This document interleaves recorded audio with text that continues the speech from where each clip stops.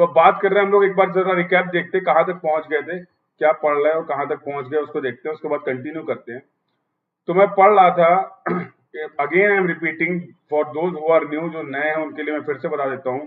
First chapter we have discuss that was introduction. इसमें हम लोगों ने हिस्टोरिकल डेवलपमेंट, इंडिया में रोड डेवलपमेंट कैसे हुआ, what are the different plans, these things we have discussed. Yes, in second chapter we have started, क्या मैंने पढ़ा था इसमें, geometric design of road. Geometric design of road, in geometric design of road मैंने सबसे पहला जो टॉपिक इसमें देखा था that was cross sectional element, cross sectional element. और सेकंड टॉपिक जो मेरा था that was related to side distances, side distances. और अगर मैं इनके अंदर के टॉपिक की बात करूं तो क्रॉस सेक्शनल एलिमेंट में आपने पढ़ा था like camber, shoulder, curve, berm, याद आ रहा है? This topics we have discuss. क्या इंपॉर्टेंस थी, क्या यूटिलिटी थी, क्यों प्रोवाइड किया था, वो सारी चीजें डिटेल में यहाँ पर कवर की गई। We have covered all important cross sectional. Next, we have discussed side distances. In side distances, we have covered 4 types of side distances, जिसकी हम लोगों ने डिटेल में बात कर रखी है. That is SSD, stopping side distance. Second one is OSD, overtaking side distance. Third is ISD, intermediate side distance, and fourth one is HSD, headlight side distance. Yes, तो ये side distances का हम लोगों ने डिस्कशन करा था. Next we have started horizontal alignment. क्या अगला टॉपिक स्टार्ट किया था, हॉरिजेंटल अलाइनमेंट। अब हॉरिजेंटल अलाइनमेंट में फॉर एग्जांपल जब हम कर्व प्रोवाइड कर रहे थे, for changing the curve provide करने का मेन ऑब्जेक्टिव क्या था, मैं कर्व प्रोवाइड इसलिए कर रहा था क्योंकि मैं डायरेक्शन को, अपने व्हीकल की डायरेक्शन को, अपने ट्रैफिक डायरेक्शन को चेंज करना चाह रहा था हॉरिजेंटल प्लेन पे। तो हॉरिजेंटल अलाइनमेंट में हम लोगों ने डिस्कस किया था, if you remember, in horizontal alignment we have discussed the concept of super elevation. Super elevation की हम लोगों ने डिटेल में बात करी वहां पे, what are the different types of super elevation, what is the use of super elevation, how to design super elevation, how to attain super elevation, ये पूरा डिस्कशन हम लोग का हुआ था सुपर एलिवेशन से related. Next topic we have discussed that was transition curve. हम लोगों ने अगली बात की थी ट्रांजिशन कर्व की, और उसमें नेक्स्ट टॉपिक हम लोगों ने डिस्कस किया था that was related to extra widening, extra widening. Yes, अब लास्ट टॉपिक जो इसमें आज हम लोग डिस्कस करने वाले हैं, जो आज का हमारा डिस्कशन रहेगा, that will be setback distance, setback distance.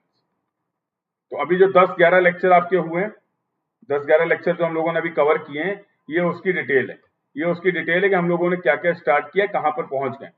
तो दोज हु आर न्यू, जिनको नहीं पता, जिन्होंने अभी क्लास अटेंड करना स्टार्ट किया है, वो प्रीवियस लेक्चर को फॉलो कर सकते हैं।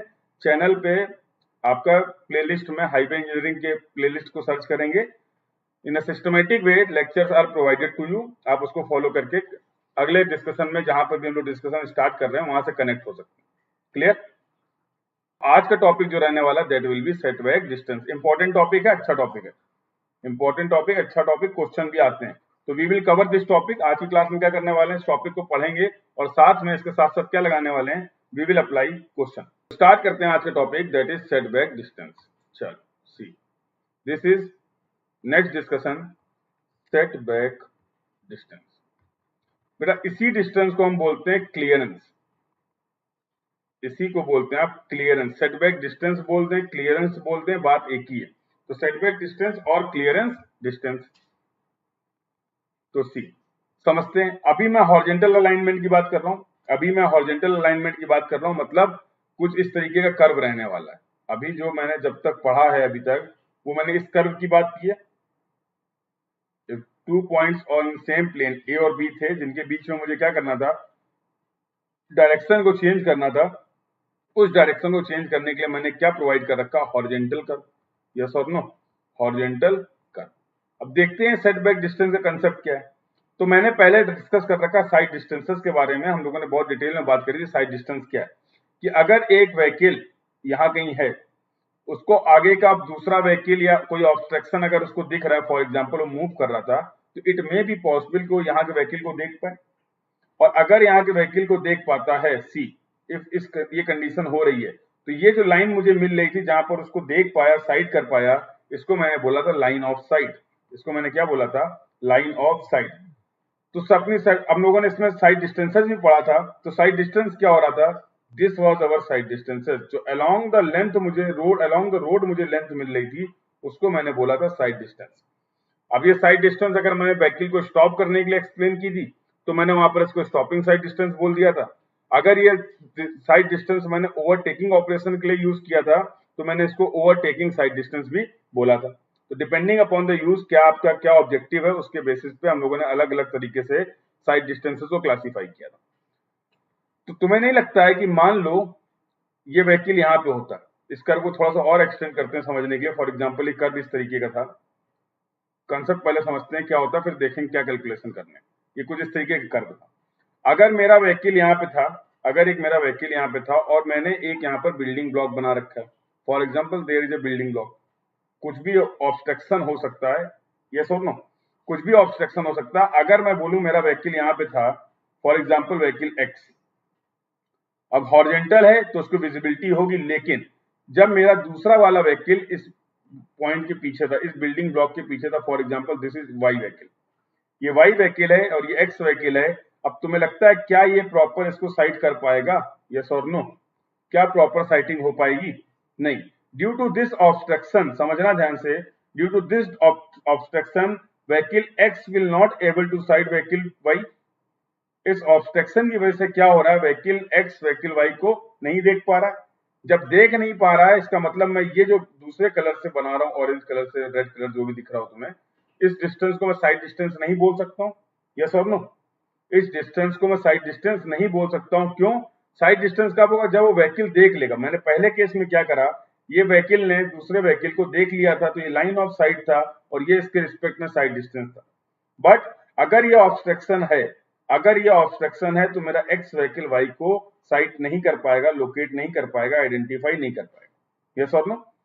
कब आइडेंटिफाई कर पा रहा है? जब ये एक्स मूव करके इस पोजीशन पे आ जा रहा है और वाई मूव करके इस पोजीशन पे आ जा रहा है, तो साइटिंग हो जा रही थी। तो डायग्राम में समझते हैं, ये व्हीकल जब यहां कहीं आ जाएगा तो वो प्रॉपर साइटिंग कर पाएगा। इसकी क्रिटिकल कंडीशन क्या हो सकती है? इसकी क्रिटिकल कंडीशन क्या हो सकती है कि व्हीकल कहां आ जाए, मेरा व्हीकल इस ऑब्स्ट्रक्शन के आगे आ जाए, यस और नो? अगर मेरा व्हीकल इस पॉइंट पे भी आ गया, फॉर एग्जांपल जो येलो से मैं रिप्रेजेंट कर रहा हूं, इस पॉइंट पे आ गया और दूसरा व्हीकल इधर आ गया, तो अभी प्रॉपरली देख पाएंगे। अगर इस ऑब्स्ट्रक्शन या बिल्डिंग के पीछे की बात करूं तो मेरा व्हीकल दूसरे व्हीकल को आइडेंटिफाई या लोकेट नहीं कर पाएगा, यस और नो? तो अब सेटबैक डिस्टेंस क्या, साइड डिस्टेंस क्या? तो हम जब भी कभी रोड डिजाइन करेंगे, हम जब भी कभी सर्कुलर कर्व या हॉरिजॉन्टल कर्व डिजाइन करेंगे तो मुझे प्रॉपर क्लियरेंस मेंटेन रखना पड़ेगा। क्लियरेंस क्यों मेंटेन रख रहे हैं? क्लियरेंस मेंटेन रख रहे हैं ताकि रोड पे प्रॉपर साइड डिस्टेंसेस क्या रहे, अवेलेबल रहे। तुम्हें नहीं लग रहा है कि इन दोनों केसेस में, for example this is case 2, ये मेरा केस 2 है एंड दिस इज केस 1, इन दोनों केसेस में साइड डिस्टेंस पे इफेक्ट पड़ रहा है, यस और नो?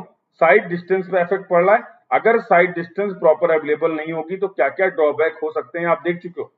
आपके रोड पे अगर आपको प्रॉपर विजिबिलिटी नहीं मिल रही है, ड्राइवर को प्रॉपर विजिबिलिटी नहीं मिल रहा है, तो उसको व्हीकल को स्टॉप करने में भी प्रॉब्लम आएगा, व्हीकल को ओवरटेक करने में भी प्रॉब्लम आएगा।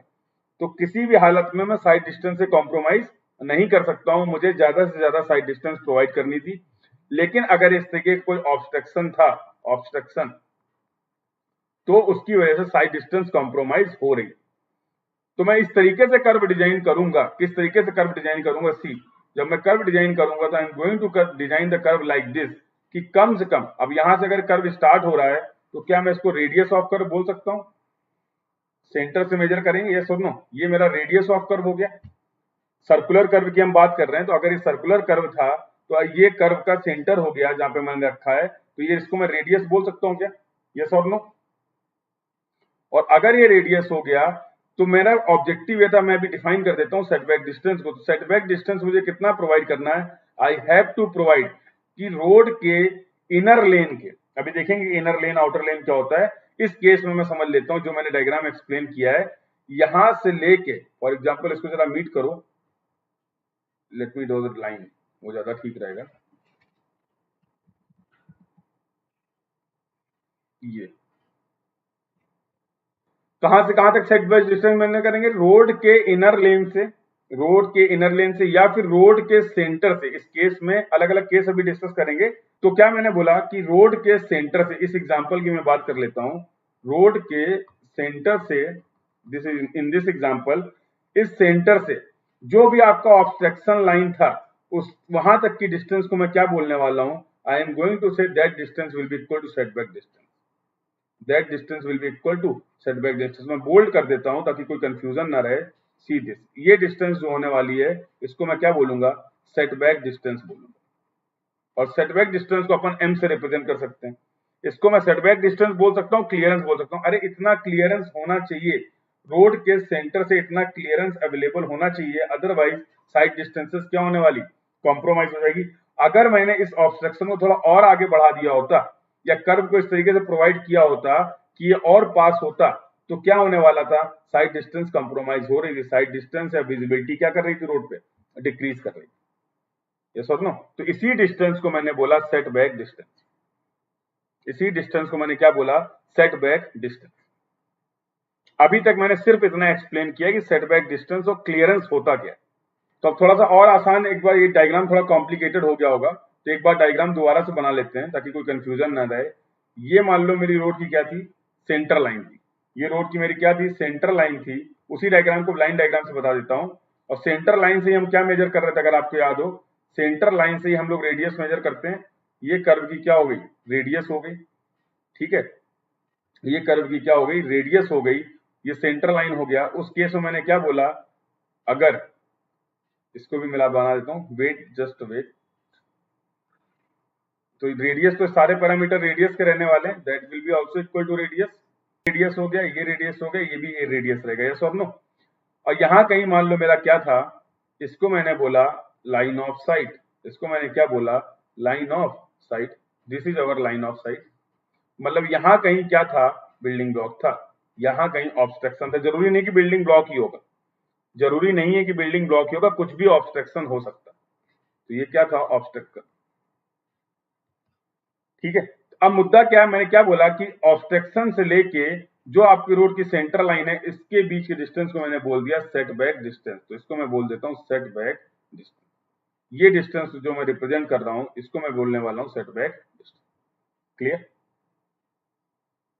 तो ये एंगल मान लो अल्फा बाई 2 है, तो ये एंगल भी अल्फा बाई 2 हो जाएगा। अब इसके देखो अलग अलग केस हैं।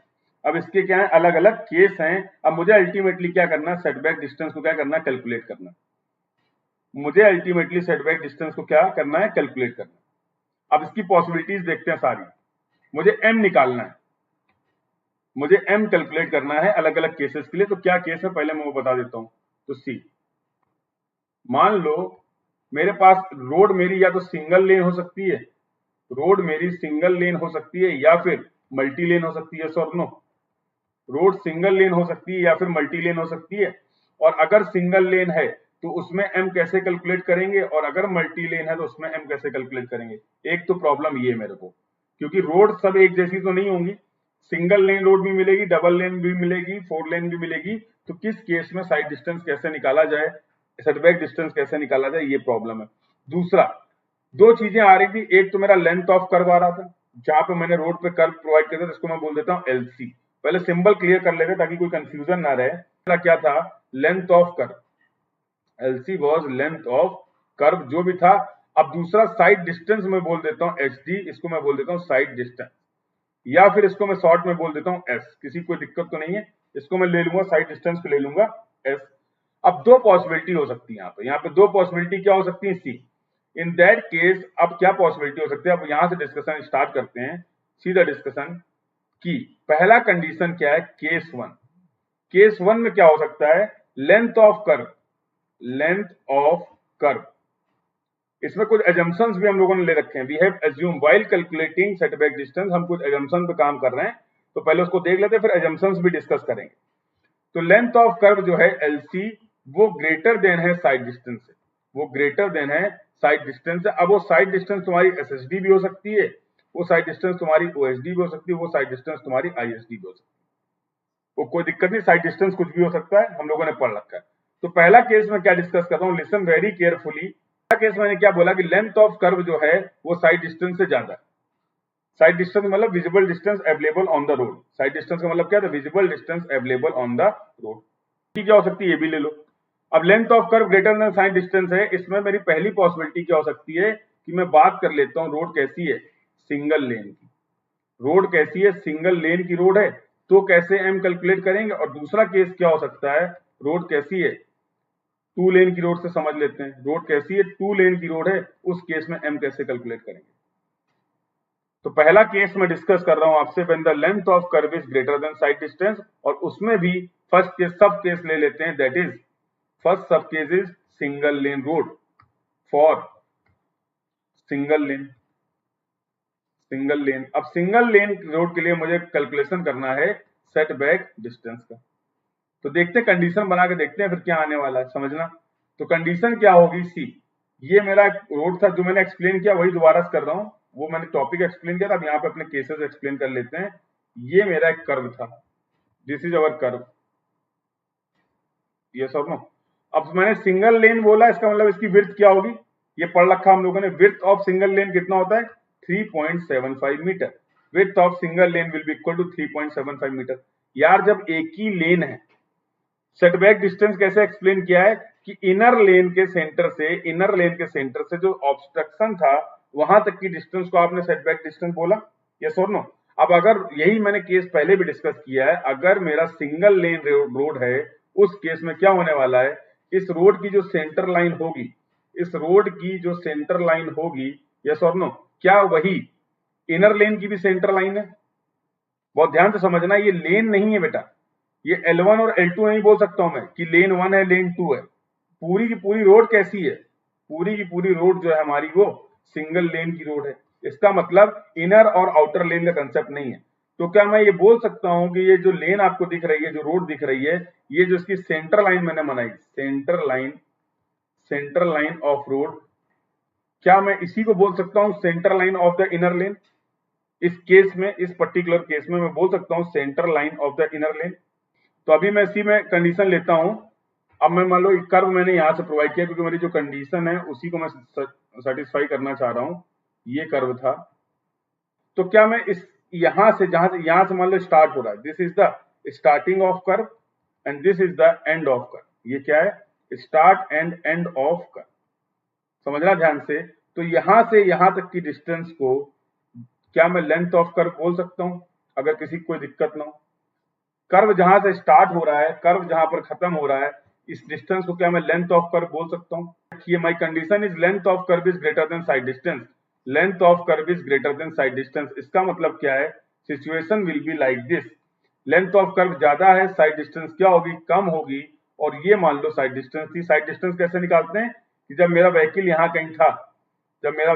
कहीं था, तब उसने दूसरे व्हीकल को देख लिया, समझना ध्यान से, उसने दूसरे व्हीकल को यहाँ पर देख लिया, यस और नो, और ऑब्स्ट्रक्शन इसके पीछे ही तो होगा। कर लेते हैं।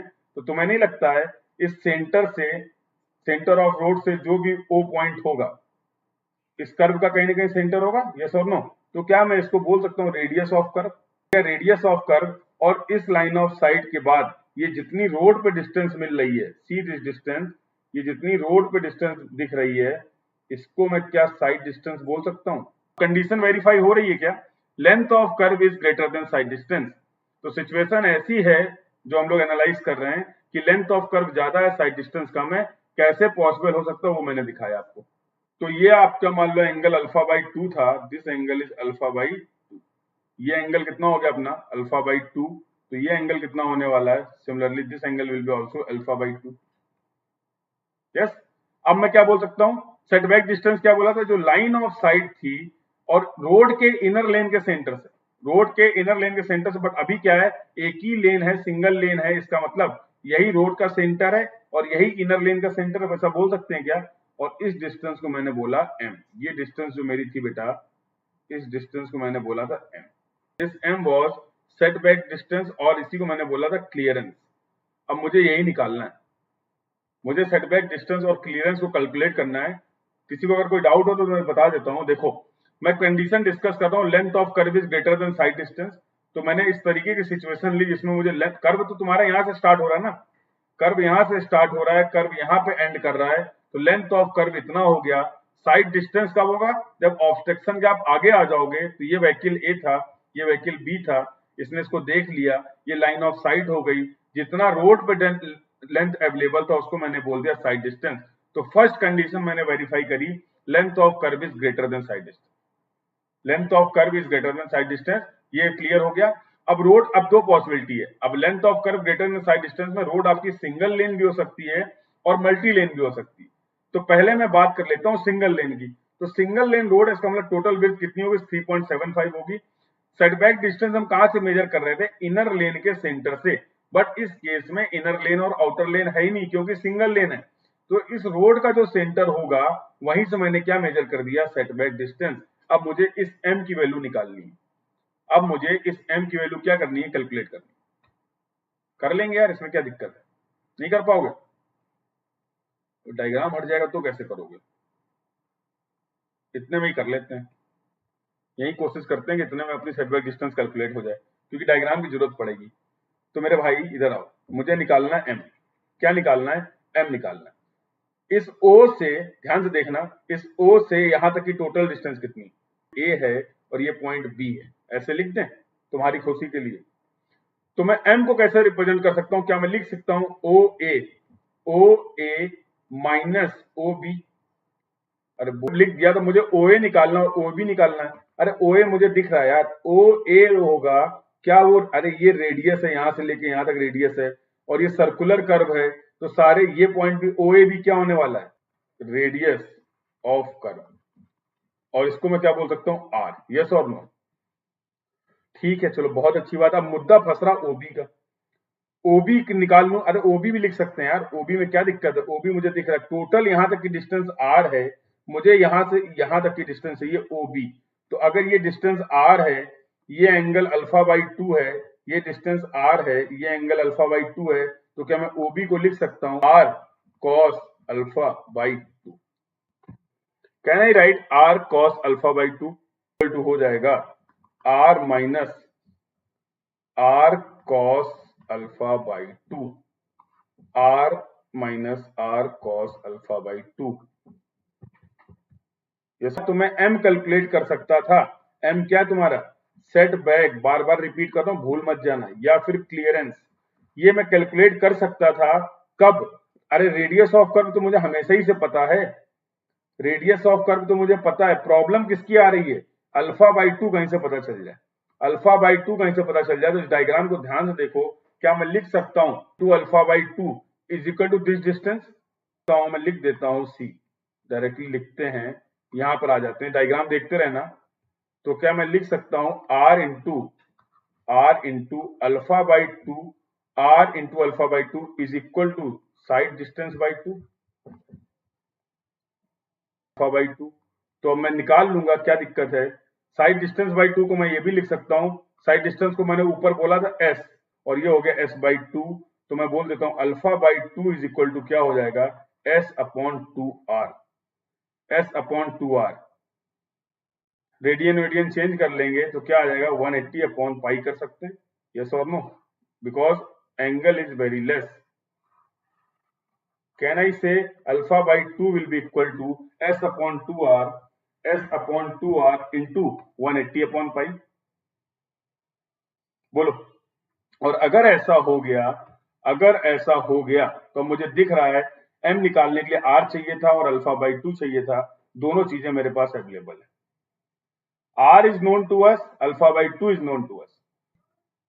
लेकिन तुम्हें ध्यान रखना है, सारी कहानी जो हम लोगों ने बातें करी हैं, ये सारी कहानी जो निकाली है वो किसके लिए है?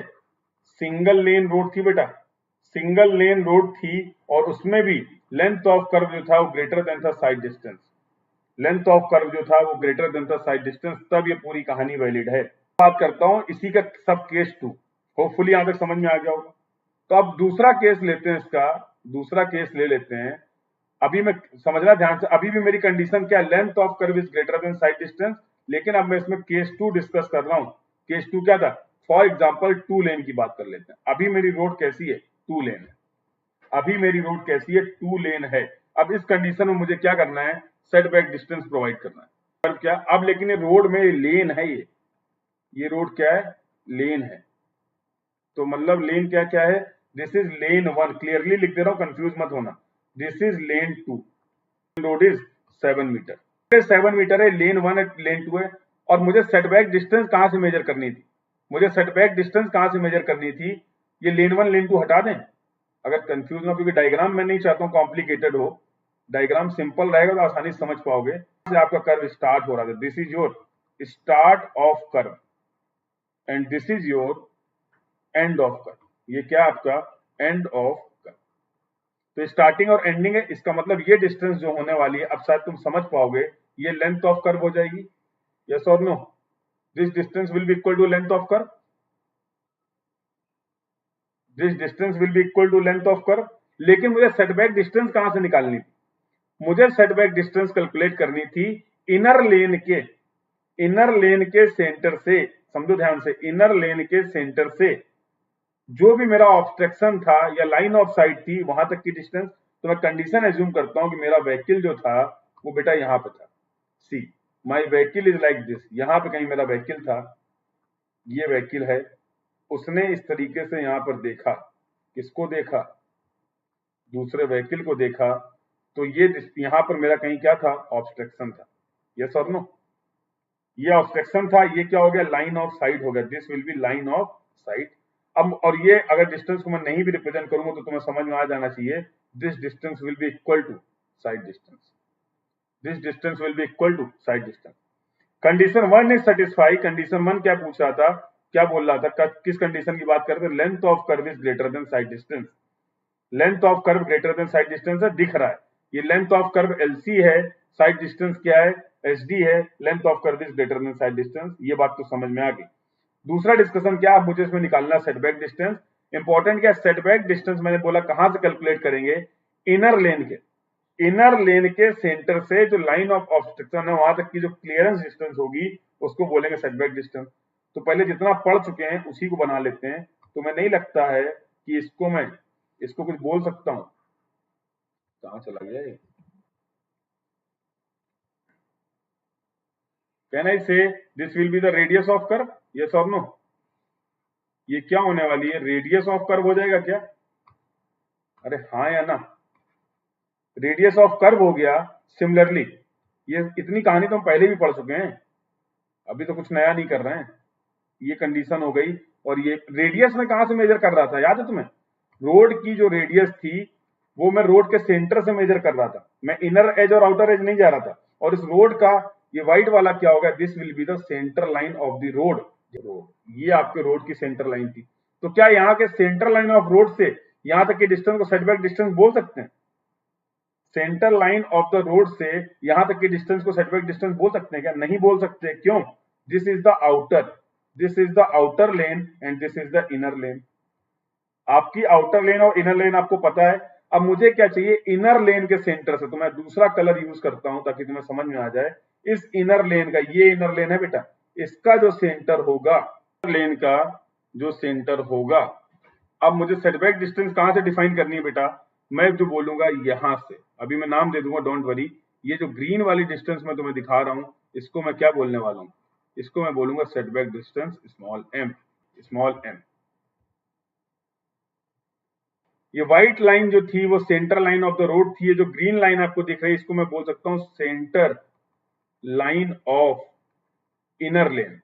तो अभी मैं क्या एज्यूम कर रहा हूं, मेरा व्हीकल सेंटर पे नहीं है, समझो बात को, ये मेरा पुराना केस था, मेरा व्हीकल कहां पे बेटा, मेरा व्हीकल यहां कहीं है अब, क्योंकि मैं इनर लेन के सेंटर की बात कर रहा हूं, मतलब ये व्हीकल यहां पे आ गया, मतलब इस डिस्टेंस को मैंने बोल दिया सेटबैक डिस्टेंस।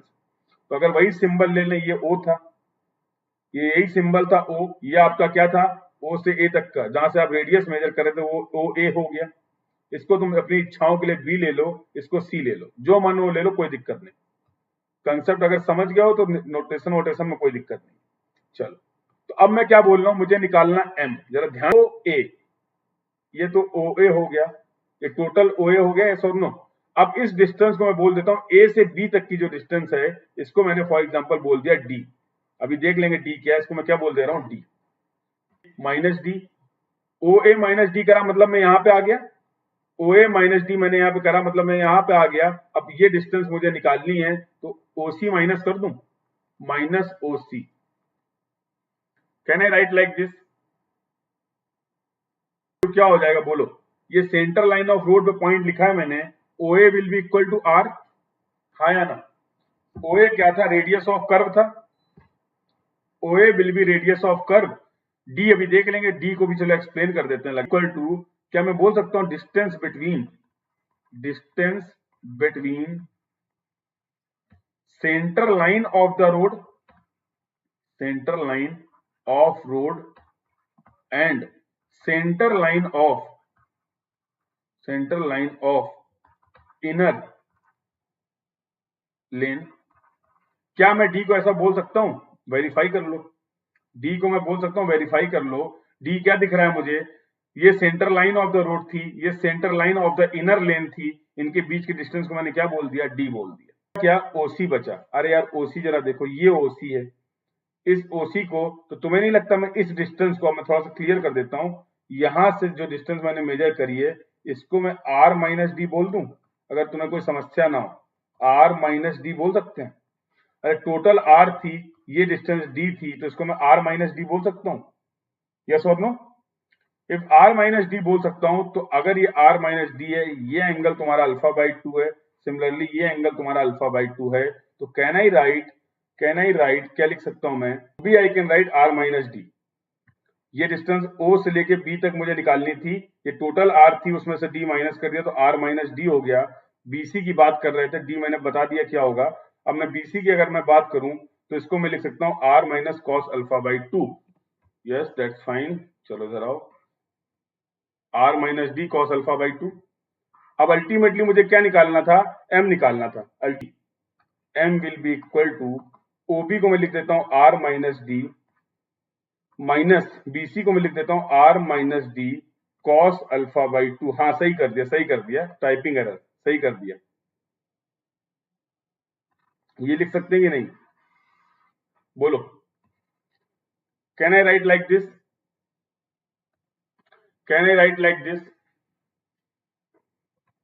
O से लेके B तक की डिस्टेंस OB हो गई। अब ये OB कितना है, इसको मैं देख लूंगा, R माइनस डी कर दूंगा। OB कितना हो जाएगा? R माइनस डी, सारी जगह चेंज करना पड़ेगा। OB will be equal to R minus D, बचा क्या?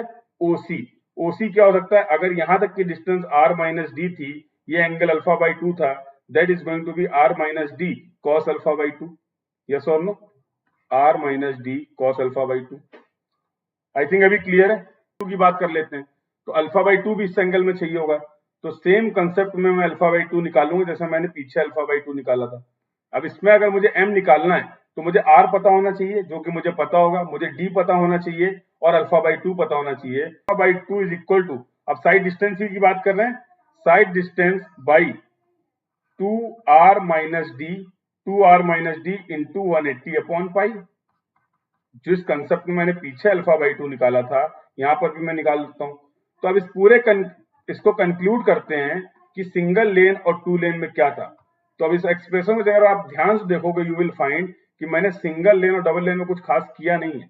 ये सिंगल लेन की बातें कर लेते हैं, और यहाँ पे क्या हो गया, डबल लेन की बात कर लेते हैं। तो मैंने क्या करा, जो भी यहाँ पर R था उसको रिप्लेस कर दिया डबल लेन में R माइनस डी से। I have replaced R with R minus D in the case of two lane road, discuss किया है। अभी मैंने पहला केस क्या किया है, डिस्कस किया है, D की बात नहीं करी है। तो अब सेपरेटली जरा D की बात भी कर लेते हैं। Let us discuss about D। अब ये सर स्मॉल d क्या था? तो स्मॉल d क्या था? Centre line of road, distance between centre line of road and centre line of inner lane, यही था D.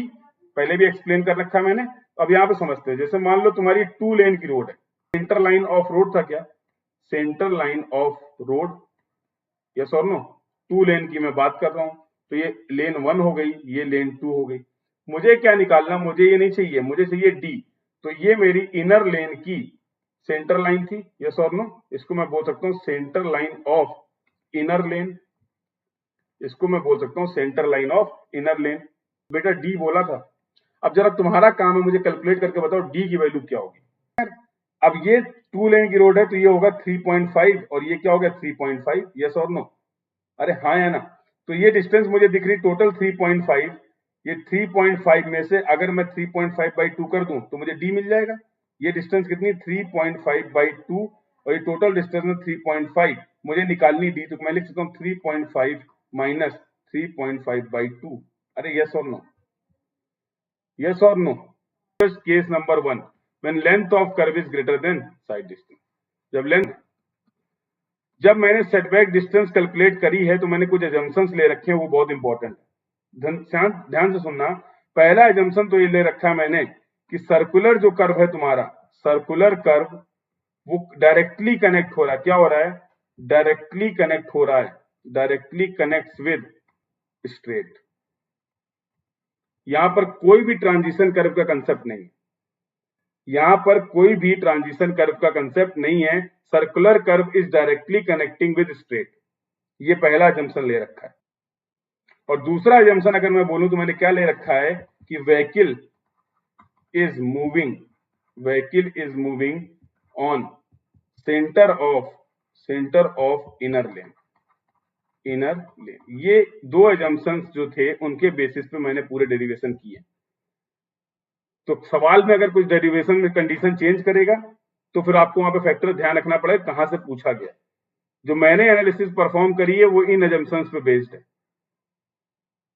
Vehicle is moving on the centre lane of the inner lane, जो second case discuss किया, हमेशा centre पे रहेगा। अगर एक लेन होगा तो उसमें इनर लेन और आउटर लेन एक ही रहेगी, केस 1।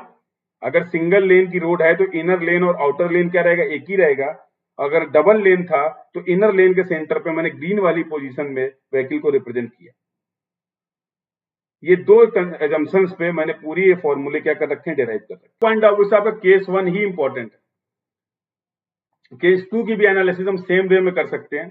केस 2 भी जब एनालाइज करेंगे तो वहां पर भी हम स्ट्रेट और सर्कुलर एक साथ जोड़ देंगे, ट्रांजिशन कर्व नहीं होगा और सेम ऐसे ही कर सकते हैं। This is the question, read the question carefully.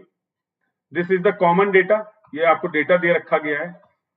इसके बेसिस पे दो क्वेश्चन आपसे पूछे गए हैं, इसके बेसिस पे दो क्वेश्चन पूछे गए। Question number 1 is this and again next question will be, ये आपका दूसरा क्वेश्चन है, ये भी 2 मार्क का है। Try to understand the question. You have 2 minutes time to understand, then we will discuss.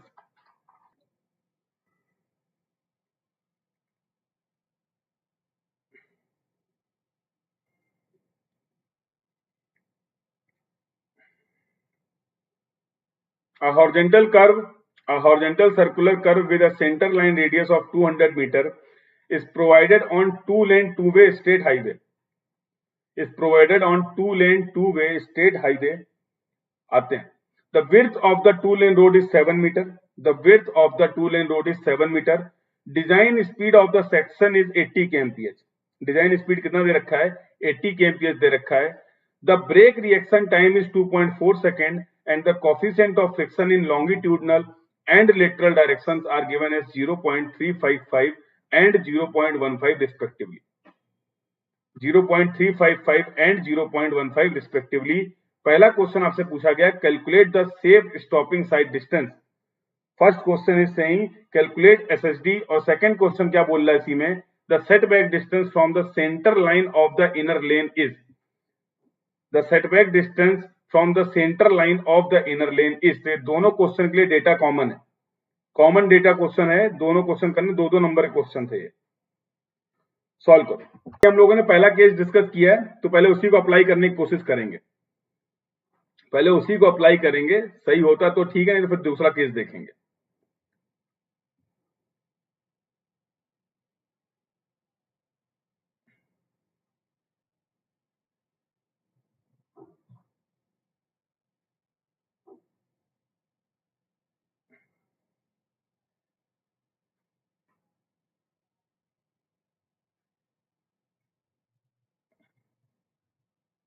तो क्या बोला गया है देखते हैं। तो मेरे से बोला जा रहा है, पहला क्वेश्चन में डील कर लेता हूं। First question I am discussing, radius of curve is given as r is equal to 200 metre. पहले डेटा देख लेते हैं। Two lane two way highway condition कैसा है? Two lane two way state highway, ठीक है, अच्छी बात है। The width of the two lane road is w is given as 7 metre, अच्छी बात है। Design speed v is given as 80 kmph। तो मैं तो कैलकुलेशन करने वाला हूँ मीटर पर सेकंड में, क्योंकि एसएसडी किसमें आ रही थी, 80 इंटू 5/18 कितना आ रहा है, 22.22 मीटर पर सेकंड। अरे हाँ या ना, 22.22 मीटर पर सेकंड, ठीक है।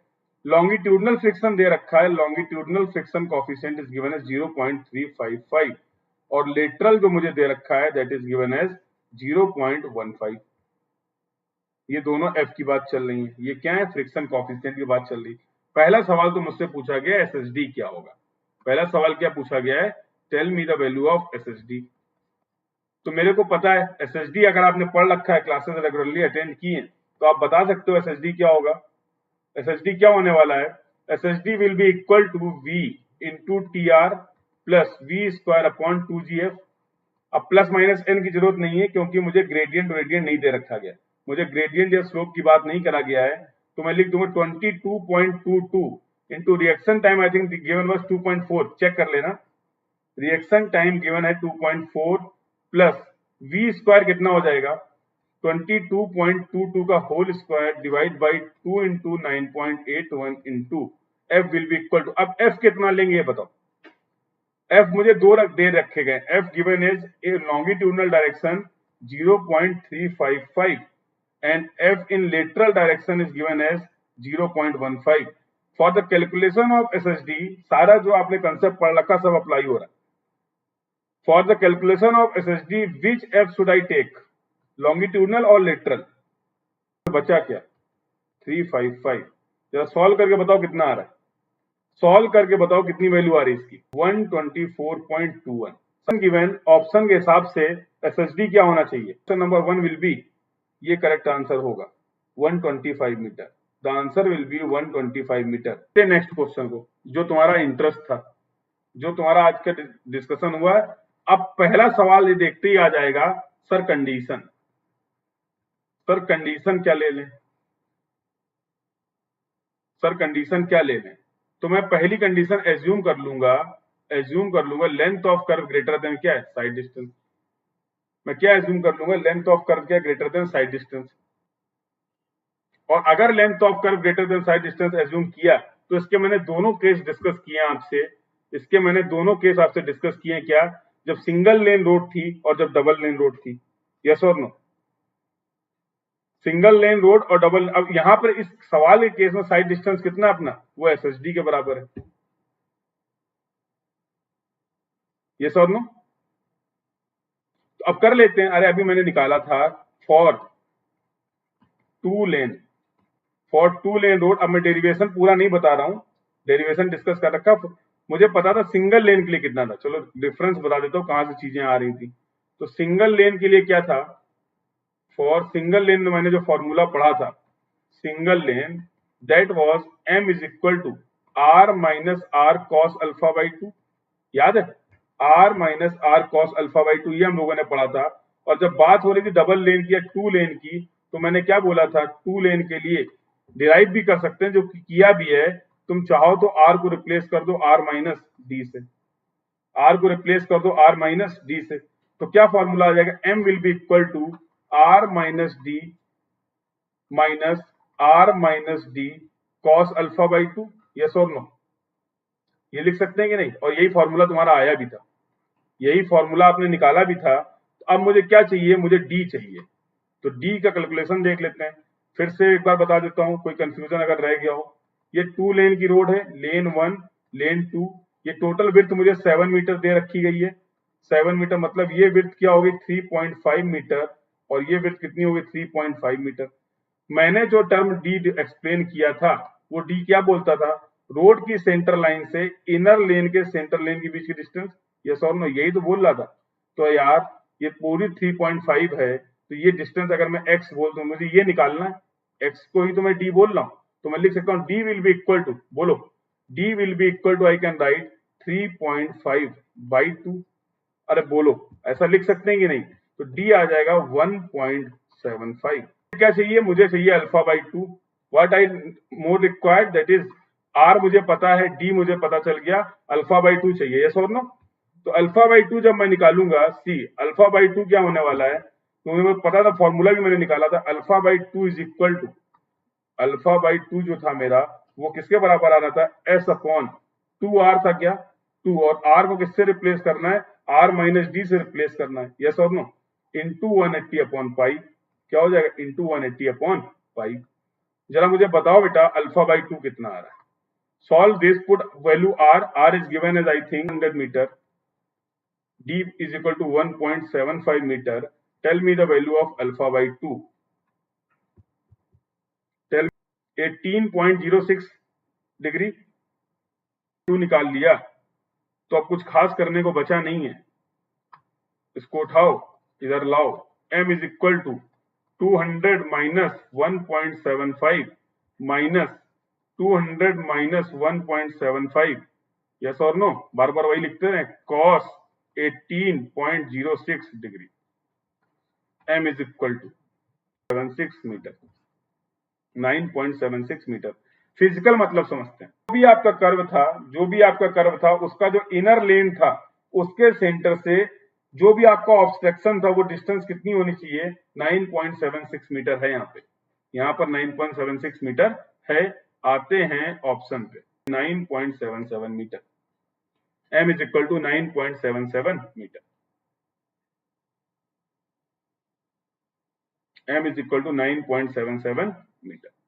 इतनी मेहनत करी, तो अगर ऐसा केस है length of curve is greater than side distance, तो एक जुगाड़ है, क्या, शॉर्टकट मेथड देखते हैं। आप इतना जो करा आपने वो भी करो, और आप इसको भी अगर अप्लाई करोगे you will get same answer. Setback distance in this case is equal to m is s square by 8r। Apply this shortcut formula if the condition is this, the length of curve is greater than side distance. उस case में मैं shortcut से भी निकाल सकता हूं, but मैंने दोनों तरीके आपको बताए, जरा पुट करो यहाँ पर पुट करके देखो बेटा, एस मतलब क्या था, साइड डिस्टेंस था क्या, और साइड डिस्टेंस तुमने पीछे निकाली थी अभी 125 का स्क्वायर, यस और no, into 8 into 200। Tell me the value of, क्या वैल्यू यहां से आ रही है, 76 मीटर। पूरा प्रोसीजर फॉलो किया है तो भी वैल्यू क्या आ रही थी, 9.76 मीटर। शॉर्टकट लगा देंगे, रेलवे में देखेंगे कैसे आता है, रेलवे में इस पर डिस्कशन होगा, अभी तक के लिए इस फॉर्मूले को समझ लेते हैं, इसको भी अप्लाई करोगे you will gate nearly same answer, 9.76 and 9.77 will be the correct answer. Yes or no? This formula is valid for only case number 1. We have completed our topic, that is horizontal alignment. तो आपको मैं एक बार फिर से बता देता हूँ, geometry design में मैपिंग इज वेरी इसेंशियल। केवल क्रॉस सेक्शनल एलिमेंट हम लोगों ने पढ़ लिए, then we have discussed side distances. जिनको नहीं पता है, जिनके छूट गए लेक्चर, समय निकाल के पढ़ लो। Then we have discussed horizontal alignment.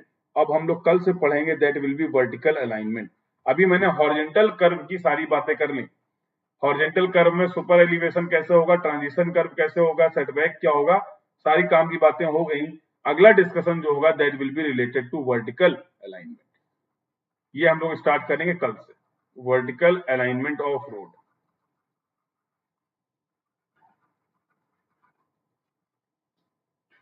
I think the discussion was useful for you. Go and practice.